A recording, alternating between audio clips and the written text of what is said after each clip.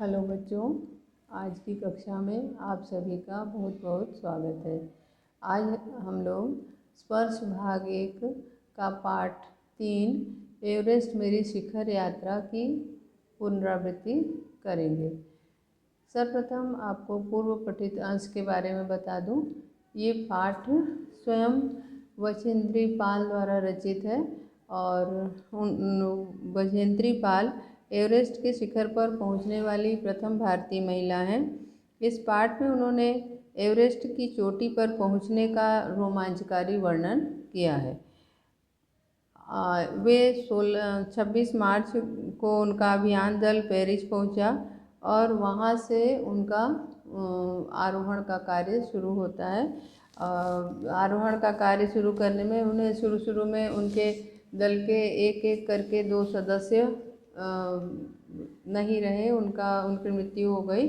और उसके पश्चात एक घटना उनके साथ घटित हुई कि जब वो रात में सो रही थी 12:30 बजे के करीब 12:30 पर उनके एक बड़ा सा कोई चट्टान, भारी चट्टान, बर्फ का टुकड़ा, हिमपुंज जो है ऊपर से खिसकता हुआ आया, लुढ़कता हुआ आया और एक जोरदार धमाके के साथ उनके कैंप को पार करता हुआ आगे चला गया। वे बिल्कुल उस हिमपुंज के नीचे दब चुकी थी, जबकि लोब्सांग ने स्विस छुरी से बर्फ को काटकर उनकी जान बचाई और उनको कैंप से बाहर निकाला। अब हम लोग आगे का अंश पढ़ेंगे। लोब्सांग अपनी स्विस छुरी की मदद से हमारे तंबू का रास्ता साफ करने में सफल हो गए और तुरंत ही अत्यंत तेजी से मुझे बचाने की कोशिश में लग गए। थोड़ी ही देर हुई होती तो इसका अर्थ था मृत्यु। बड़े बड़े हिमपिंडों को मुश्किल से हटाते हुए उन्होंने मेरे चारों तरफ की कड़ी जमी बर्फ की खुदाई की और मुझे उस बर्फ की कब्र से खींचकर बाहर निकालने में वे सफल हो गए। इतना हम लोग पिछली कक्षा में हम लोगों ने पढ़ लिया था। अब हम लोग आगे का अंश पढ़ेंगे। सुबह तक सारे सुरक्षा दल आ गए थे और 16 मई को लगभग 8 बजे तक हम प्रायः सभी कैंप 2 पर पहुंच गए थे। जिस शेरपा की टांग की हड्डी टूट गई थी उसे एक खुद के बनाए स्ट्रेचर पर लिटाकर नीचे लाए। हमारे नेता कर्नल खुल्लर के शब्दों में यह इतनी ऊंचाई पर सुरक्षा कार्य का एक ज़बरदस्त साहसिक कार्य था। वे बताती हैं कि सुबह तक सारे जो सुरक्षा दल के सदस्य थे वे सब वहां पहुंच गए थे और 16 मई को प्रातः 8 बजे, सुबह 8 बजे तक हम प्रायः सभी कैंप 2 पर पहुंच गए थे। ये सारे लोग जो आरोही थे, पर्वतारोही थे, वे कैंप 2 तक पहुंच गए थे। जिस शेरपा की टांग की हड्डी टूटी थी उस अभियान के दौरान जिस शेरपा की पैर की हड्डी टूट गई थी उसे टांग यानी कि पैर की हड्डी टूट गई थी, उसे एक खुद के बनाए स्ट्रेचर पर उन लोगों ने अपने हाथ से स्ट्रेचर बनाया था। उस स्ट्रेचर पर लिटाकर वे लोग वहाँ पे ले आए। हमारे नेता कर्नल खुल्लर के शब्दों में, उनके जो नेता थे, आरोही दल के जो नेता थे कर्नल खुल्लर, उन्होंने कहा कि यह इतनी ऊंचाई पर सुरक्षा कार्य का एक ज़बरदस्त साहसिक कार्य है। ये कार्य बड़ा ही मतलब एक प्रशंसनीय कार्य है। इतनी ऊंचाई पर जो ये स्ट्रेचर, खुद के बनाए स्ट्रेचर पे लेके आया जा रहा है, ये कार्य बहुत ही साहस का कार्य है। सभी 9 पुरुष सदस्यों को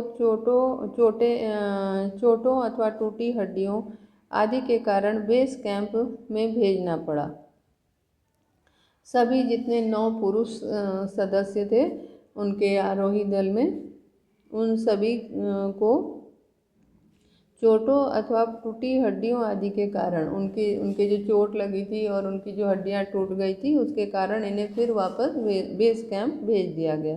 तभी कर्नल खुल्लर मेरी तरफ मुड़कर कहने लगे, क्या तुम भयभीत थी? कर्नल खुल्लर ने इनकी तरफ मुड़कर कहा, क्या तुम भयभीत थी? यानी कि जो ये घटना घटी यानी कि जो ऊपर से स्खलन हुआ, वो घटना जिसके नीचे की वे तंबू के नीचे, जिसके कारण वे तंबू के नीचे दब चुकी थी, तो उसी घटना की याद दिलाते हुए वे पूछते हैं, क्या तुम भयभीत थी? तो उन्होंने उनके प्रश्न का जवाब देते हुए कहा, जी हाँ। क्या तुम वापस जाना चाहोगी?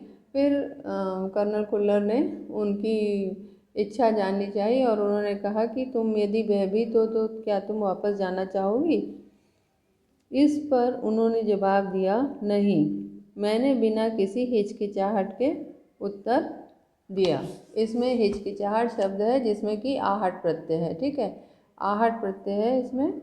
और उन्होंने कहा कि नहीं, वे जाना नहीं चाहेंगी, ठीक। जैसे ही मैं साउथ पोल कैंप पहुंची, मैंने अगले दिन की अपनी महत्वपूर्ण चढ़ाई की तैयारी शुरू कर दी। जैसे ही मैं साउथ कोल कैंप पहुंची, मतलब कि जब यहाँ से इस घटना के बाद वे साउथ कोल कैंप जब पहुंचती हैं, तो उन्होंने वे जो है अपनी महत्वपूर्ण जो आगे की चढ़ाई है, उस चढ़ाई की तैयारी वे शुरू कर देती हैं। मैंने खाना, कुकिंग गैस तथा कुछ ऑक्सीजन सिलेंडर इकट्ठे किए।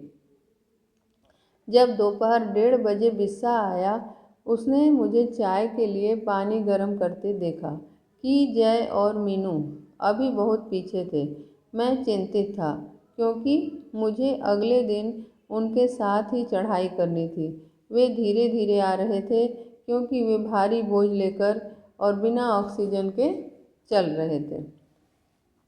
लेखिका बताती हैं कि अगले दिन जब ये अगले दिन की चढ़ाई की है, जब तैयारी शुरू इन्होंने कर दी थी, तो उसके अंतर्गत इन्होंने खाना, उस चढ़ाई के दौरान खाना, जिन जिन चीज़ों की आवश्यकताएं हो सकती हैं, उन सारी चीज़ों को वे इकट्ठा करती हैं, जैसे कि खाना, कुकिंग गैस तथा ऑक्सीजन सिलेंडर। जब दोपहर 1:30 बजे बिस्सा आया, बिस्सा जो है इनके अभियान दल का सदस्य था, तो बिस्सा आया, उसने मुझे चाय के लिए पानी गर्म करते देखा। जैसे ही वो आया, उसने जो है चाय बनाने के लिए, मैं पानी गर्म कर रही थी, तो उसने मुझे चाय के लिए पानी गर्म करते हुए देखा। कि जय और मीनू अभी बहुत पीछे थे। उस दल के जो अन्य सदस्य थे जिनके साथ कि हम साथ में आ रहे थे, जैसे कि जय की नाम का एक सदस्य, जय नाम के एक सदस्य और मीनू मेहता, ये तीनों बहुत पीछे थे। ये कह रही हैं कि ये तीनों सदस्य जो है बहुत पीछे थे और इनका पीछे होने का कारण ये था कि उनके पीछे होने के कारण लेखिका जो है बड़ी चिंतित थी। चिंतित में दो शब्द हैं, मतलब दो शब्द क्या है, मतलब चिंता शब्द है और इत प्रत्यय है। चिंतित शब्द में चिंता शब्द है और प्लस इत जो है वह प्रत्यय है। तो ये बताती हैं कि उन तीनों सदस्यों के लिए ये बड़ी ही चिंतित थी कि वे क्यों पीछे हैं। लेकिन उनके पीछे आने का कारण ये था कि वे बहुत धीरे धीरे आ रहे थे। वो जो है पर्वत उसमें शिखर पर चढ़ने का जो उनका अभियान था, उसकी जो गति थी वो बहुत कम थी, वे बहुत धीमे धीमे चल रहे थे। और इसका भी कारण ये था कि वे जो है भारी बोझ लिए हुए थे। उनका जो अपना सामान था, उनके जो आवश्यकता की चीज़ें थी, उन चीज़ों को वो लिए हुए थे और इस भारी बोझ के कारण वे धीरे धीरे चल रहे थे। और ये भी था कि वे बिना ऑक्सीजन के चल रहे थे, यानी कि ऑक्सीजन न लेने के कारण, ऑक्सीजन की कमी के कारण उनकी गति कम थी। दोपहर बाद मैंने अपने दल के कुछ सदस्यों की मदद करने और अपने एक थर्मस को जूस से और दूसरे को गर्म चाय से भरने के लिए नीचे जाने का निश्चय किया। आगे बताती हैं कि जब दोपहर बाद का जो समय था, दोपहर बाद के समय में उन्होंने अपने दल के अन्य सदस्यों की मदद करनी चाहिए। मदद का अर्थ है, मदद एक उर्दू शब्द है और इसका अर्थ है इस सहायता। ठीक है, मदद का अर्थ क्या है? सहायता। तो उन्होंने उनकी मदद करनी चाहिए और इसके लिए उन्होंने क्या किया कि एक थर्मस को जूस से भर लिया और एक थर्मस को चाय से भर लिया। गर्म चाय से एक थर्मस भर लिया और एक को जूस से उन्होंने भर लिया। फिर उसके बाद भरने के लिए नीचे जाने का निश्चय किया और भर के उन्होंने सोचा कि वे नीचे जाएं और उन सदस्यों को जो कि पीछे आ रहे हैं उनको उनकी मदद करें। मैंने बर्फीली हवा में ही तंबू से बाहर कदम रखा। बर्फीली, इसमें जो है बर्फ शब्द है, इला प्रत्यय है। बर्फ मुख्य शब्द है बर्फ और इला प्रत्यय है और ई साथ में है। ठीक है, तो इला और ई दो प्रत्यय है, इससे शब्द क्या बना? बर्फीली। शब्द क्या बना? बर्फीली।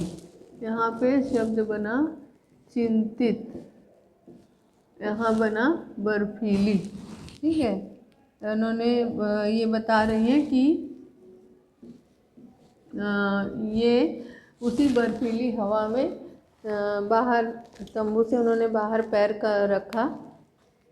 जैसे ही मैं कैंप क्षेत्र के बाहर आ रही थी कि मेरी मुलाकात मीनू से हुई। वे बताती हैं कि जैसे ही वे कैंप क्षेत्र से बाहर निकली वैसे ही इनकी मुलाकात मीनू मेहता से हुई। की और जय अभी कुछ पीछे थे। इनके आरोही दल के जो दूसरे सदस्य थे की और जय, वे अभी पीछे थे। मुझे जय जेनेवास पर की चोटी के ठीक नीचे मिला। कह रही हैं कि उसके आगे ये जब चली तो उन्हें जो जेनेवास पर चोटी थी उसी के ठीक नीचे ये दोनों मिले, उन्हें जय मिला। उसने कृतज्ञता पूर्वक चाय वगैरह का अर्थ होता है इत्यादि, आदि या इत्यादि। वगैरह उर्दू का शब्द है, वगैरह का अर्थ है आदि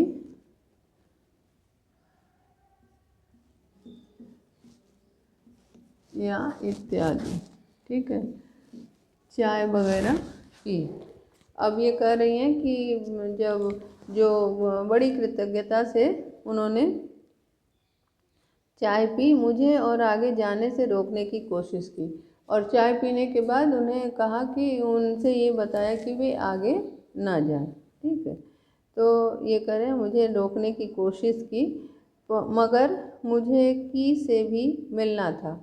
थोड़ा सा और आगे नीचे उतरने पर मैंने की को देखा।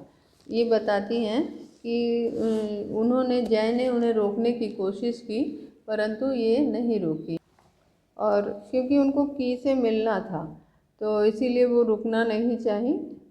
लेकिन थोड़ा सा आगे, जैसे ही वे थोड़ा आगे बढ़ी, थोड़ा नीचे उतरी, वैसे ही उनको रास्ते में की मिला। वह मुझे देखकर हक्का बक्का रह गया। हक्का बक्का का क्या अर्थ होता है? हक्का बक्का का अर्थ होता है आश्चर्यचकित।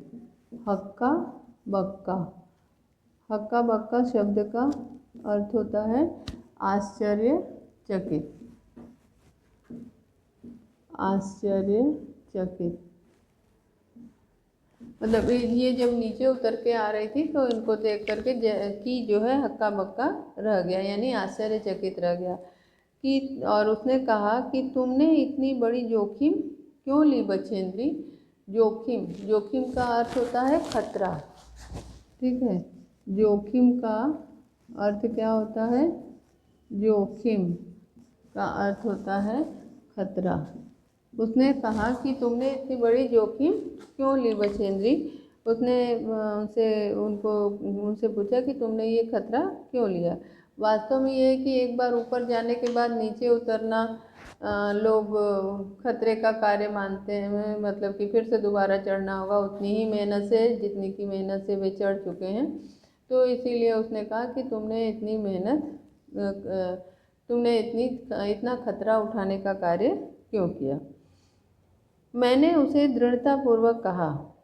दृढ़ता का अर्थ क्या है? मजबूती। बहुत अपने आवाज़ में अपने मतलब मन की जो मजबूती है, दृढ़ता है, उसको दिखाते हुए उन्होंने कहा कि मैं भी औरों की तरह एक पर्वतारोही हूँ। औरों की तरह, औरों मने और जो मने जो आरोही दल के अन्य सदस्य हैं उनके लिए आया है औरों शब्द। करें औरों की तरह मैं भी एक पर्वतारोही हूँ, मैं भी एक पर्वत पर आरोहण करने वाली सदस्य हूँ।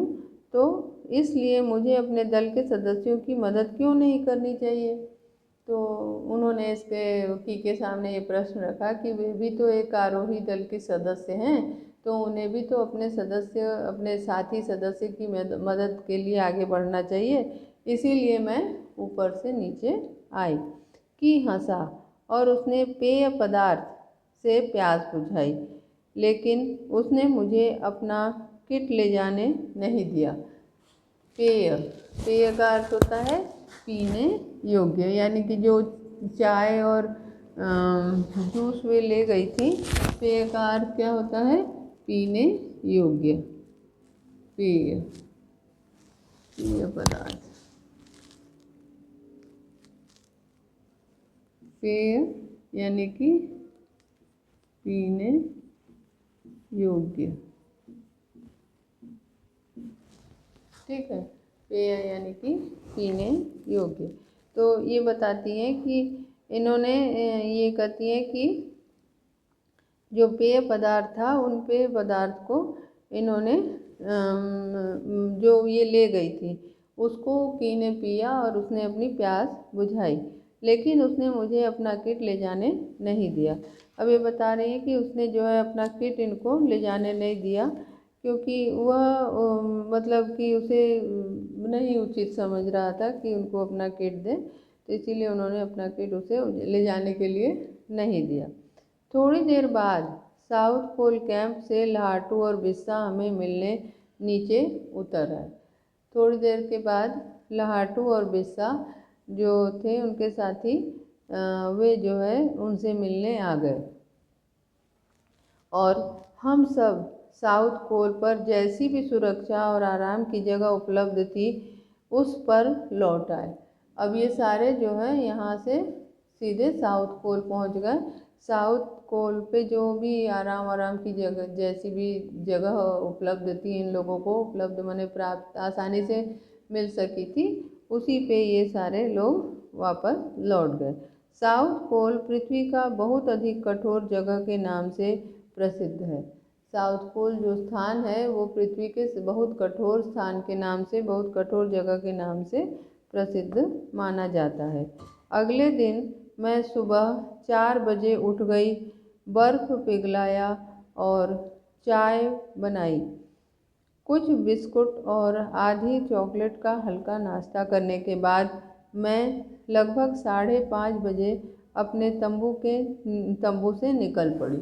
अब ये बताती हैं कि अगले दिन 4 बजे भोर में ये जो है वहाँ अगले दिन मैं 4 बजे उठ गई, मतलब 4 ही बजे भोर में वे वहाँ अगले दिन उठ गई और बर्फ़ पिघलाकर उन्होंने चाय बनाई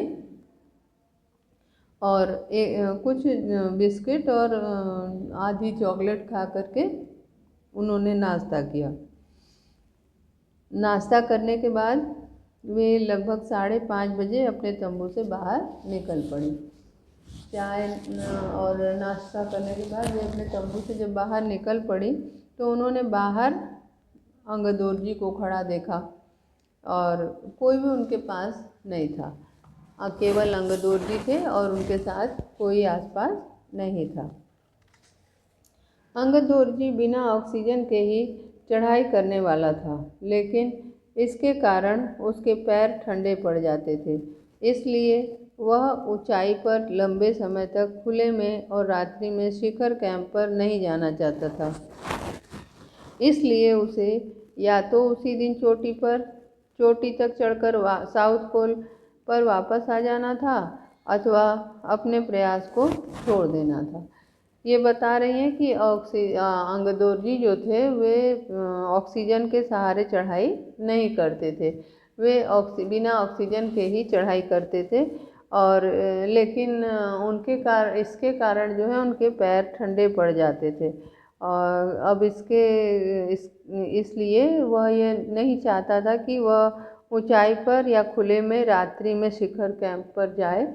और वो इसलिए उसको ये था, उसके लिए ये मतलब वो ये चाहता था कि वह दिन ही में चोटी पर चढ़ कर जाए और फिर साउथ पोल वह वापस आ जाए, क्योंकि वो ऑक्सीजन के बिना चढ़ता है और धीरे चढ़ेगा तो देर से पहुंचेगा। इसीलिए वो चाह रहा था कि ऊपर उसके पाँव ठंडे पड़ जाते थे, इसीलिए वह चाहता था कि ऊपर जाके वो वापस लौट आए अथवा अपने प्रयास को छोड़ दें, अथवा इस प्रयास को जो ऊपर चढ़ के जाने का जो प्रयास था उसे छोड़ दे। उसके पास दो ही रास्ता था, या तो वो दिन में ही चढ़ के जाए शिखर पर, या तो और शाम होते ही वापस साउथ पोल लौट आए, और दूसरा या तो अपने जो अपना प्रयास है उसको बीच में ही छोड़ दे। यही दो रास्ते उसके पास बचे हुए थे। वह तुरंत ही चढ़ाई शुरू करना चाहता था और इसी कारण से वो चाहता था कि वो तुरंत चढ़ाई करे, मतलब कि आरोहण का कार्य जो है वो तुरंत शुरू करे, ऐसा वह चाहता था। और उसने मुझसे पूछा क्या मैं उसके साथ जाना चाहूँगी। एक ही दिन में साउथ पोल से चोटी तक जाना और वापस आना बहुत कठिन और श्रम साध्य कार्य है। अब ये बता रही हैं कि अंगदोर्जी ने उनसे पूछा कि क्या वे जो है उनके साथ जाना चाहती हैं, क्योंकि एक दिन में ही साउथ पोल से चोटी तक जाना और फिर वापस फिर साउथ पोल तक आना ये बड़ा ही कठिन कार्य था। कठिन तो था ही, साथ साथ श्रम साध्य। श्रम साध्य का क्या मतलब है? श्रम माने परिश्रम, ठीक है, और साध्य माने मिलने वाला। कठिन परिश्रम से प्राप्त, कठिन परिश्रम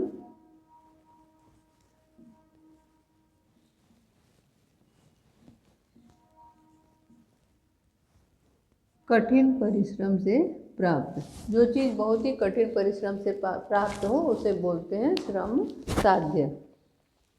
तो एक ही दिन में शिखर तक जाना और फिर वापस साउथ पोल लौट आना ये एक कठिन कार्य था। कठिन तो था ही, साथ ही श्रम साध्य भी था। श्रम साध्य माने इसमें बहुत ज़्यादा परिश्रम भी करना पड़ता। इसके अलावा यदि अंगदोर्जी के पैर ठंडे पड़ गए तो उसके लौट कर आने का भी जोखिम था। अब इसमें एक और खतरा था कि यदि अंगदोर्जी का पैर ठंडा पड़ गया तो लौट कर कैसे आएगा, ठीक है। तो ये एक खतरे की बात थी। मुझे फिर भी अंगदोर्जी पर विश्वास था और साथ साथ मैं आरोहण की क्षमता और कर्मठता के बारे में भी आश्वस्त थी। तो फिर भी लेखिका को चूँकि उनके प्रति विश्वास था और उनकी चढ़ाई पर वे आश्वस्त थी, उनकी चढ़ाई पे उन्हें विश्वास था, इसीलिए वे उनकी जो क्षमता है चढ़ने की, आरोहण माने पर्वत पर चढ़ने की जो क्षमता है उस, और साथ साथ उनकी कर्मठता यानी कर्म के प्रति जो उनकी लगन है उस पे भी ये विश्वास रखती थी। इसी कारण वे उनके साथ जाने के लिए तैयार हो गई। अन्य कोई भी व्यक्ति इस समय साथ चलने के लिए तैयार नहीं था और इनके साथ जाने के लिए कोई अन्य व्यक्ति तैयार नहीं था। माने उस समय कोई भी व्यक्ति ऐसा इनके दल के सदस्यों में से नहीं था जो कि इनके साथ जाए। तो इस तरह से वे अंगदोर्जी के साथ जाने के लिए यानी अपना ऊपर शिखर की चढ़ाई और अंतिम जो महत्वपूर्ण चढ़ाई है उसको करने के लिए ये तैयार हो गई। सुबह 6:20 पर जब अंगदोर्जी और मैं साउथ पोल से बाहर निकले तो दिन ऊपर चढ़ आया था। यहाँ बता रही हैं कि 6:20 यानी 6:20 पर जब ये और अंगदोर जी साउथ पोल पहुँचे तो दिन ऊपर चढ़ गया था। दिन ऊपर चढ़ना मतलब कि दिन आगे की ओर बढ़ना, सूर्य का मतलब कि जैसे भोर में जैसे हल्की प्रकाश होती है और धीरे धीरे जैसे दिन चढ़ना शुरू होता है वैसे सूर्य की रोशनी और तेज हो जाती है। तो ये दिन चढ़ चुका था, माने दिन का जो है और आगे का पहर शुरू हो गया था। तो इसलिए कह रहे हैं कि 6:20 पर जब अंगदोर जी और मैं साउथ कोल से बाहर आ निकले तो दिन चढ़ चुका था, माने उजाला हो गया था, सूर्य सामने प्रकट हो गए थे। हल्की हल्की हवा चल रही थी और उस समय के वातावरण का वर्णन करते हुए कह रहे हैं कि वो समय था जिस समय ये लोग अपने कैंप से निकल चुके थे और साउथ कोल पहुँचे थे। तो वहाँ पे हल्की हवा चल रही थी लेकिन ठंड भी बहुत अधिक थी। हल्की हवा चलने के बाद हल्की हवा तो चल ही रही थी परंतु जो ठंडक थी वो भी बहुत ज़्यादा थी, ठंड बहुत ज़्यादा थी। मैं अपने आरोही उपस्कर के में काफ़ी सुरक्षित और गर्म थी। आरोही उपस्कर यानी कि जो अभियान में जो ये आपको चढ़ने के लिए जो वस्त्र होता है, जो उनका माने पहनावा होता है, उसमें वे बड़ी ही सुरक्षित थी और गर्म थी। मतलब कि जो चढ़ने के लिए जो उन्होंने कपड़े पहने हुए थे उन कपड़ों में वे बड़ी ही अपने आप को गर्म महसूस कर रही थी, मतलब बहुत ठंड नहीं लग रही थी उन्हें। और वे बताती हैं कि साथ साथ वे अपने आप को बड़ा ही सुरक्षित भी महसूस कर रही थी। इसके बगैर, बगैर मतलब बिना,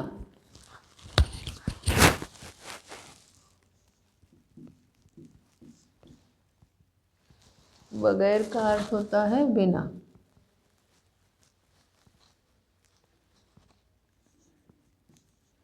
बगैर का अर्थ है बिना, माने जो आरोही उपस्कर था उसके बिना। कह रही हैं कि इसके बगैर रस्सी के इसके बगैर हमने बगैर रस्सी के ही चढ़ाई की। अब ये बता रही हैं कि इन्होंने रस्सी का सहारा नहीं लिया, बगैर रस्सी के बिना ही इन्होंने चढ़ाई शुरू कर दी। मतलब ऊपर चढ़ने के लिए रस्सी का सहारा इन्होंने नहीं लिया और वे ऊपर चढ़ना शुरू कर दी। और उसके बाद ये बता रही हैं कि अंगदोर जी एक निश्चित गति से ऊपर चढ़ते गए और मुझे भी उनके साथ चलने में कोई कठिनाई नहीं हुई। अंगदोर जी जो है एक निश्चित गति से आगे बढ़ रहे थे, आगे चढ़ रहे थे और इन्हें साथ में चढ़ने में कोई परेशानी का अनुभव नहीं होता है। जमे हुए बर्फ की सीधी व ढलाऊ चट्टानें इतनी सख्त और भुरभुरी थी। सख्त मतलब कड़ी। सख्त का क्या अर्थ होता है? सख्त का अर्थ होता है कड़ी। सख्त, सख्त का अर्थ है कड़ी और भुरभुरी, सख्त माने कड़ी और भुरभुरी मतलब कि एकदम भुरभुरी बर्फ होती है, यानी थोड़ा सा नमक की तरह, माने उसमें कण कण हो ऐसा, ठीक है, कई मतलब कण के समान हो। तो ऐसी भुरभुरी यानी चूरा चूरा उड़ने वाली जो बर्फ़ थी वो ऐसी ही बर्फ़ थी। तो वो कह रही हैं कि वहाँ पे जो ढलाऊ चट्टानें थी उसमें बर्फ़ कुछ जो है सख्त थी और थोड़ी भुरभुरी थी। मानो वो ऐसा प्रतीत हो रहा था कि मानो शीशे की चादर बिछी है, ठीक है। उस भुरभुरी बर्फ़ को देखकर ऐसे लग रहा था मानो शीशे की चादर वहाँ पे बिछी हो। उस मतलब कि जो सख्त और भुरभुरी बर्फ़ थी उसे देख के ऐसा प्रतीत हो रहा था मानो बर्फ़ की चादर बिछी हो। हमें बर्फ़ काटने में फावड़े का इस्तेमाल करना ही पड़ा और मुझे इतनी सख्ती से फावड़ा चलाना पड़ा जिससे कि उस जमे हुए बर्फ़ की धरती को फावड़े के दांते काट सके। मैंने उन खतरनाक स्थलों पर हर कदम अच्छी तरह सोच समझ कर उठाया। वे कह रही हैं कि उन्हें इस बर्फ़ को काटने के लिए फावड़े का इस्तेमाल करना पड़ा और उन्होंने फावड़े को इतनी माने सख्ती से मजबूती से चलाया कि जिससे कि वह धरती को चलने लायक बना सके। और यहाँ हर पल खतरा था, हर पल खतरा होने के कारण बहुत ही सावधानी से इन्हें कदम रखना था और बहुत सोच समझ कर कार्य करना था, जो कि इन्होंने किया। आज बस इतना ही पढ़ते हैं, फिर अगली कक्षा में पढ़ेंगे। तब तक के लिए धन्यवाद।